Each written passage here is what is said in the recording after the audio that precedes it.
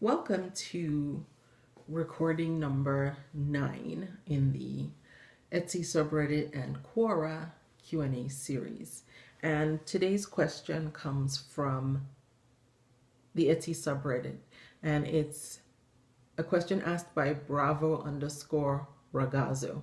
And it says, best method to add 500 products to Etsy.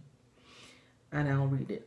I have 500 handmade products I want to add to my new Etsy store coming from Shopify. I assume there would be a bulk ad listing tool, but I can't find it. Help. Okay, Bravo_Ragazzo, there unfortunately isn't a bulk Etsy listing tool, at least not one that I'm aware of. So the only way, and the best way you're going to do that is to list them individually. It's cumbersome. 500 is a lot. But I'll tell you one thing that I do which helps with keeping your shop fresh and showing up in search is, rather than listing all 500 at once, I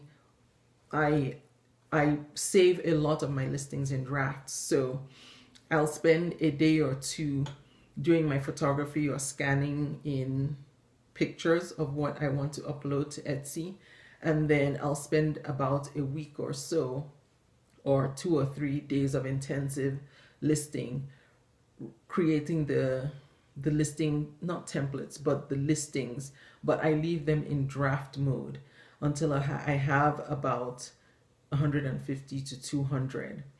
And then what I do after that is every day or every other day, more often than not it's every other day, I will switch 5, sometimes 10 of those from draft to live. I'll publish them live. So that way I have a good amount of time where I'm constantly listing new products in my Etsy shop without sitting down and listing them one at a time every single day.